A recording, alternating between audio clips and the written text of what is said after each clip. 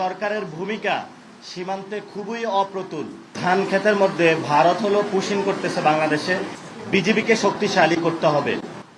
বাংলাদেশের পক্ষ থেকে একটা মানব প্রাচীর তৈরি করেন।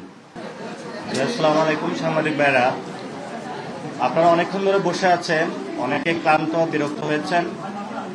আমি সীমান্ত এলাকায় গিয়েছিলাম, শূন্য রেখায় যেটা সেখানে হলো ধান ক্ষেতের মধ্যে ভারত হলো পুশিং করতেছে বাংলাদেশে এবং খুবই মানবেতর জীবনযাপন করছে তারা, যেখানে হলো তারা বাংলাদেশিদের কাছে খাবার চাচ্ছে, কেউ পানি চাচ্ছে। তো সেখানে আমরা যেটা দেখেছি, বাংলাদেশ সরকারকে আমরা অনুরোধ জানাবো বা পরামর্শ দিব, বিজিবিকে শক্তিশালী করতে হবে। আমরা ইতিমধ্যে দেখেছি আমাদের বিজিবিতে ড্রোন ডেপ্লয়মেন্ট হয়েছে, বিভিন্ন নতুন ভেহিকল পেট্রোল কার ডেপ্লয়মেন্ট করেছে সরকার। প্রায় 60,000 বিজিবি হলো বর্ডারে ডেপ্লয়মেন্ট হয়েছে। আমরা মনে করি সরকার আরও শক্তিশালী পদক্ষেপ নেবে, কারণ আমাদের বিজিবিকে যদি আমরা শক্তিশালী না করতে পারি তাহলে পুশিং রুখা আমাদের সম্ভব নয়। দ্বিতীয়ত যে বিষয়, আমরা পুরো বাংলাদেশের জনগণকে আহ্বান জানাবো, সীমান্ত এলাকায় আপনারা বাংলাদেশের পক্ষ থেকে একটা মানব প্রাচীর তৈরি করেন। এই মানব প্রাচীর ভেদ করে যাতে ওই পার থেকে কোনো সন্ত্রাসী, স্মাগলিং অথবা যারা চোরাচালান করে বাংলাদেশের অভ্যন্তরে ঢুকে ক্রিমিনাল অ্যাক্টিভিটিস না করতে পারে, সেই ক্ষেত্রে আপনারা যথাযথ ভূমিকা নেবেন এবং আমরা আশা করব সরকার এই বিষয়ে উদ্যোগ নেবে। তবে আমি যেটা দেখে এসেছি, সরকারের ভূমিকা সীমান্তে খুবই অপ্রতুল এবং সরকার সীমান্তে নজরদারির ক্ষেত্রে খুবই স্বল্প ভূমিকা পালন করছে এবং এই ক্ষেত্রে 3 জন মন্ত্রী বক্তব্য দিয়েছেন।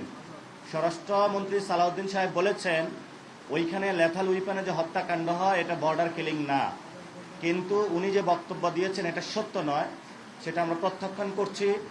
দ্বিতীয়ত শামা ওয়াহেদ, উনি একজন প্রতিমন্ত্রী, উনি যে বক্তব্য দিয়েছেন যে তাদেরকে 12টা চিঠি দেওয়া হয়েছে, তারা রেসপন্স করে নাই।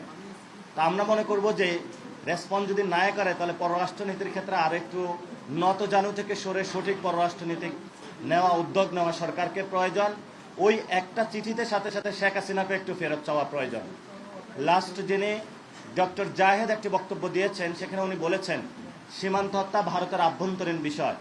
আমরা সর্বত এই বক্তব্য প্রত্যাখ্যান করছি, কারণ আপনার সীমান্তে যখন উত্তেজনা হচ্ছে, সেখান থেকে অবৈধ বাংলাদেশি বলে আমাদেরকে পাঠানো হচ্ছে বাংলাদেশে, তাহলে উনি যে বক্তব্য দিয়েছেন এটা শুধু ভারতের আভ্যন্তরীণ বিষয় নয়, এখানে বাংলাদেশের মানুষের জীবন সংগ্রাম, বাংলাদেশের সার্বভৌমত্ব জড়িত রয়েছে। আমরা সরকারকে বলবো দ্রুত উদ্যোগ নেওয়ার জন্য এবং 32টা জেলা ইনশাআল্লাহ একযোগে পুরো বাংলাদেশের সীমান্তে আমরা প্রতিবাদ সমাবেশ করব, মানব প্রাচীর তৈরি করব। বাংলাদেশ আবার দেখিয়ে দিবে 71 সালে যেভাবে হলো আমরা বাংলাদেশের সার্বভৌমত্ব রক্ষার জন্য ঝাঁপিয়ে পড়েছিলাম, তেমনিভাবে এই সময়ে যদি কোনো রাষ্ট্র, সন্ত্রাসী গোষ্ঠী বা সন্ত্রাসী বাহিনী বাংলাদেশের সার্বভৌমত্বকে লঙ্ঘন করতে চায়, আমরা হলো আমাদের সর্বোচ্চটা দিয়ে বাংলাদেশের মানুষকে নিয়ে ঐক্যবদ্ধভাবে আমাদের সীমান্ত রক্ষা করব। আসসালামু আলাইকুম।